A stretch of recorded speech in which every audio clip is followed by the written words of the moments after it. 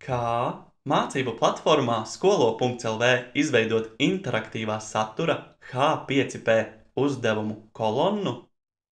Labdien, skolotāji! Interaktīvā satura jeb H5P melnajā krāsā kolonna ļauj apvienot vairākus uzdevumus vienā aktivitātē, tādējādi sniedzot skolēnam daudzveidīgas mijiedarbības iespējas. Kolonnu iespējams izveidot, kā izskaidrots tikko uznirušajā video kartītē.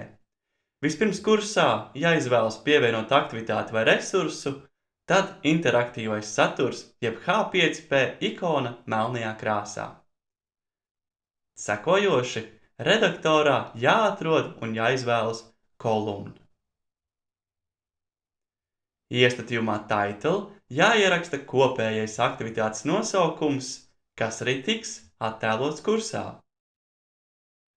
Sadaļā Content zem saturs jāizvēlas, kāda veida uzdevumu vēlaties pievienot.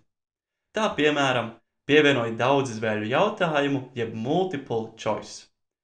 Pēc brīža parādās atbilstošā uzdevuma iestatījumi, kuri daudzizvēļu jautājumu gadījumā izskaidroti tikko uznirušajā video kartītē.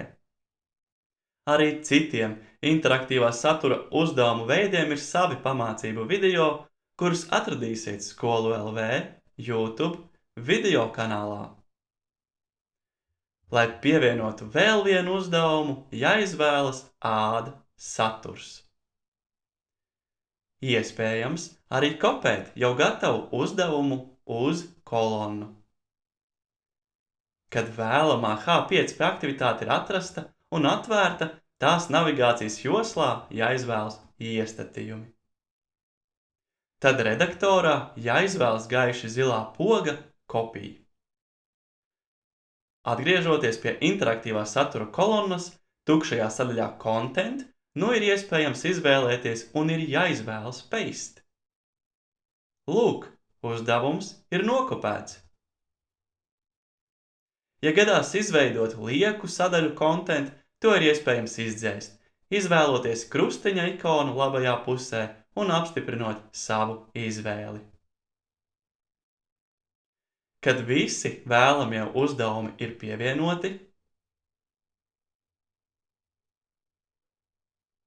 jāritina līdz lejai un jāizvēlas saglabāt un parādīt.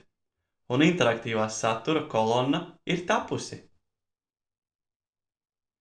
Skolēna rezultāts un sniegtās atbildes tiek automātiski saglabātas un nosūtītas skolotājam.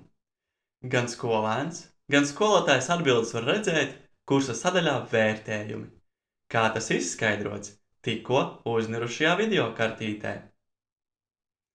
Lai atrastas tiek tikai pareizās atbildes visos kolonnas uzdevumos un lai aizraujošs mācību process. Paldies, ka noskatījāties šo video!